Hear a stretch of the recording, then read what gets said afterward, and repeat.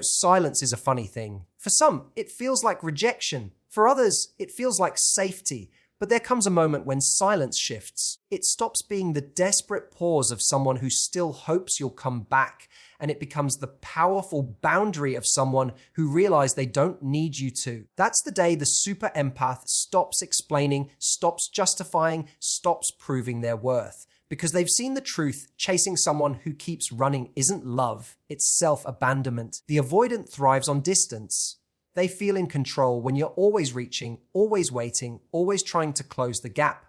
But the day you step back, not with anger but with clarity, everything changes. Suddenly, their silence is no longer comfortable. It's echoing. Suddenly, their freedom doesn't feel like peace. It feels like loss. Because the empath's silence is not empty, it's full of strength. That is the day the super empath's silence becomes the avoidant's worst nightmare, when love is no longer a chase but a choice. And the empath chooses themselves. Silence has always carried a reputation for being uncomfortable, even weak. People are taught that if you don't speak up, you're giving away your power, that if you're quiet, it must mean you have nothing to offer. For the empath, especially the super empath, silence is often experienced as a kind of punishment. They are used to expressing, giving, explaining, soothing, and bridging the gap between themselves and the people they love.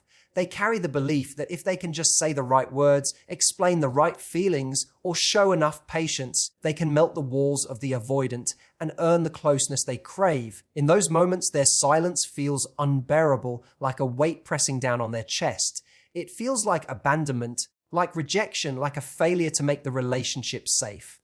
That is why, for so long, they fill the silence with words, with reassurances, with gestures of love, anything to prove their worth and keep the connection alive.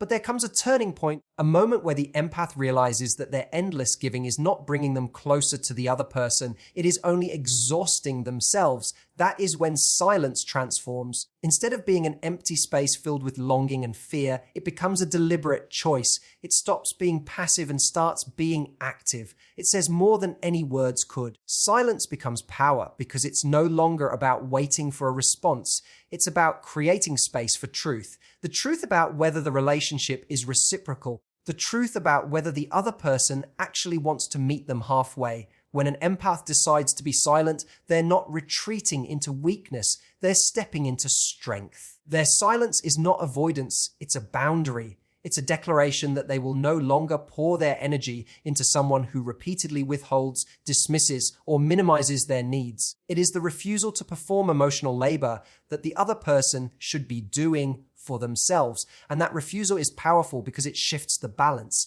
The avoidant, who once relied on the empath to keep the connection alive, suddenly feels the absence of that effort. The silence, which once was filled with desperate words and explanations, now holds nothing but calm. It's not angry, not resentful, it's resolute. And that quiet resolution is terrifying for the avoidant because it means they've lost the safety net they never fully appreciated. The power of silence lies in what it communicates without speaking. It says, I will no longer chase you.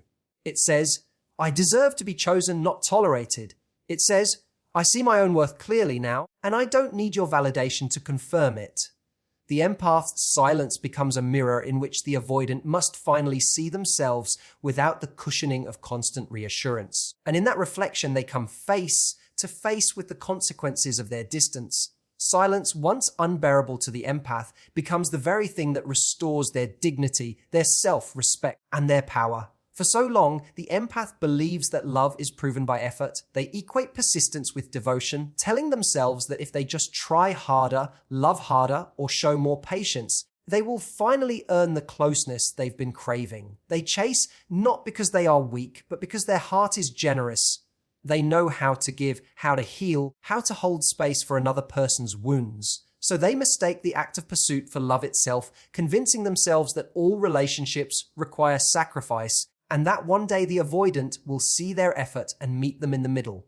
But what the empath eventually learns is that chasing is not clarity. It is a fog, a haze that blurs reality and keeps them locked in a cycle of over-functioning. The more they run after the avoidant, the less they are able to see the truth that the relationship is unbalanced, that love is not being returned in equal measure, and that one person carrying the weight of two will never create lasting intimacy. Chasing is an attempt to control an outcome. It's a way of saying, if I just do enough, this will work.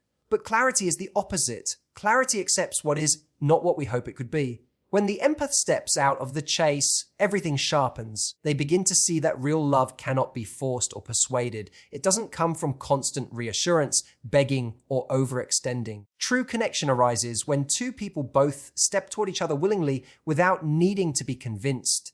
It's not about dramatic gestures or emotional endurance. It's about consistency, mutuality, and the quiet ease of knowing both hearts are committed. The moment the empath chooses clarity over chasing, they stop asking, how do I get them to love me?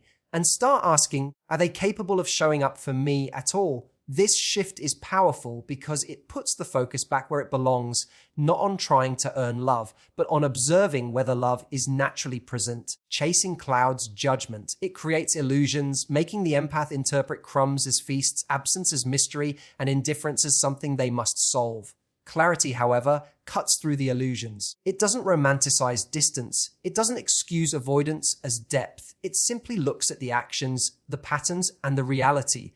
And in that honesty, the empath regains their strength. Clarity is not cold. It is not cynical. It is deeply compassionate, both to oneself and to the other person, because when the empath chooses clarity, they stop enabling dynamics that hurt them both. They no longer play the role of savior, nor do they place themselves in the endless waiting room of someday. They see the truth that love is not measured by how hard you try to hold on to it, but by how freely and fully it is shared. And once they see that they can no longer confuse chasing with loving, the avoidant learns early on that distance feels like safety. Keeping people at arm's length protects them from disappointment, rejection, or the vulnerability of being truly seen. Intimacy for them often feels suffocating, so they create space, withdraw, or shut down when closeness begins to grow. In this space, they feel in control. They tell themselves they are free, that they cannot be hurt because they have built a fortress around their emotions.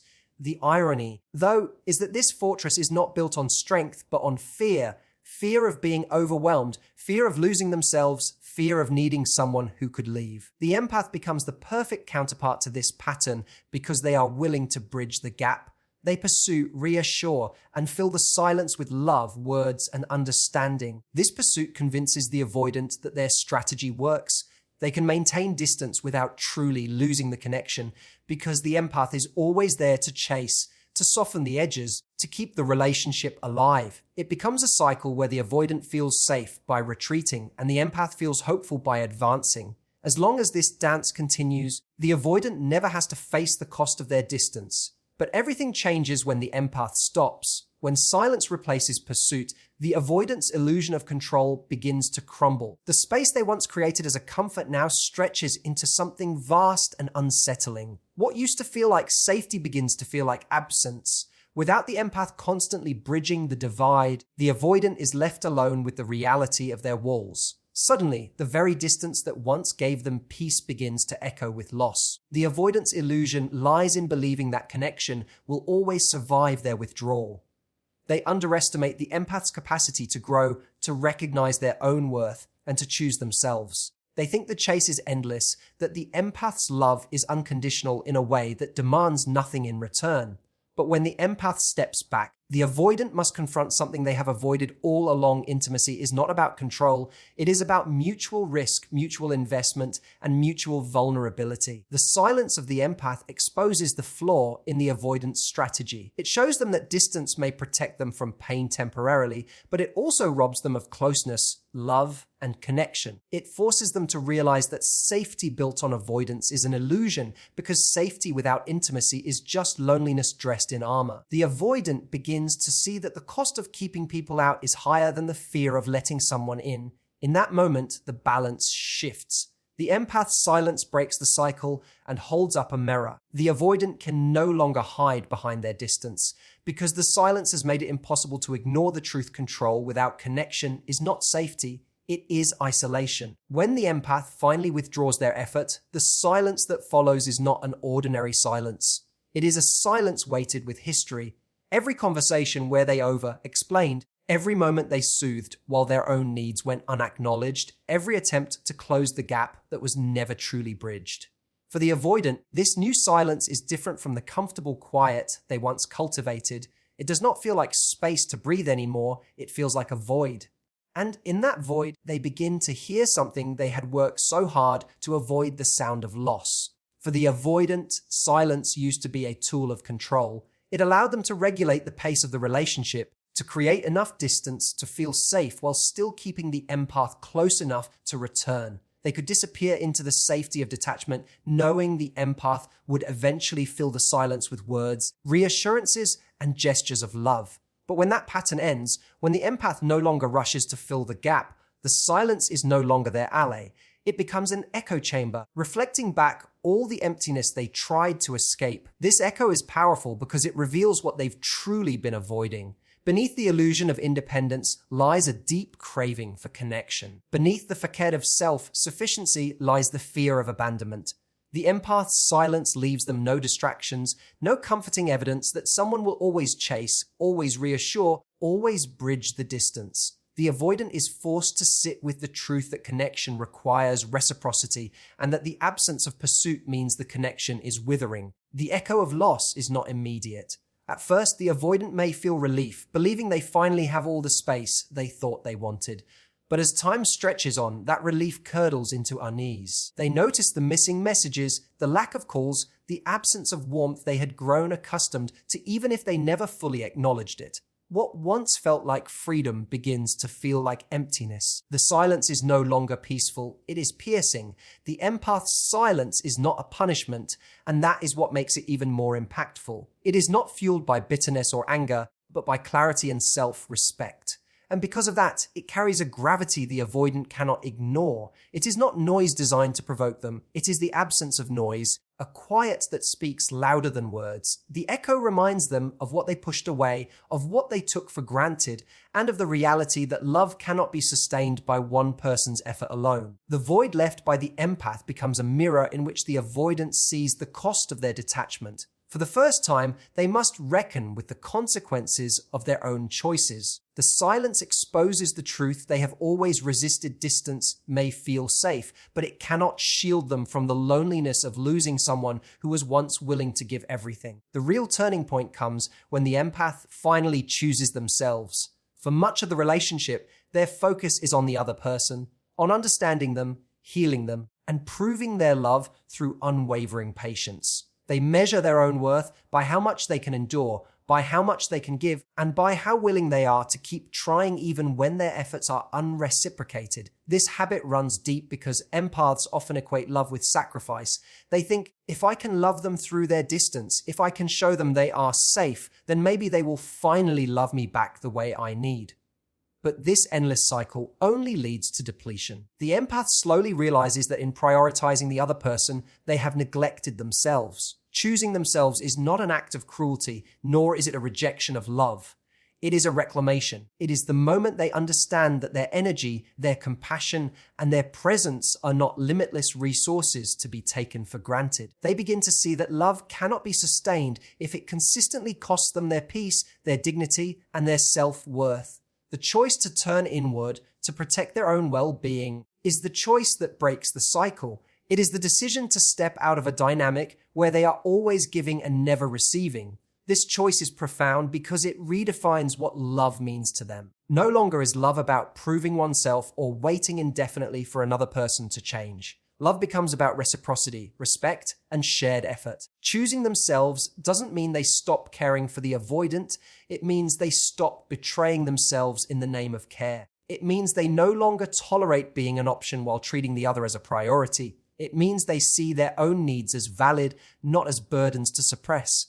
The avoidant, who once relied on the empath's persistence, feels the weight of this shift immediately. When the empath chooses themselves, they no longer chase, they no longer explain, argue, or plead. They simply step back with quiet certainty. That stillness is unsettling for the avoidant because it is no longer fueled by hurt or anger. It is rooted in strength. The power of this moment lies in the empath's calm. They are not leaving in chaos, they are reclaiming themselves with clarity. This act of self-choice forces the avoidant to confront a reality they never anticipated. The empath does not need them in order to feel whole. The dynamic they thought was secure, the dance of pursuit and withdrawal, is broken, and in its place stands a person who knows their worth and refuses to compromise it for the illusion of love. The empath's silence, once a sign of waiting, now speaks with authority. I choose me.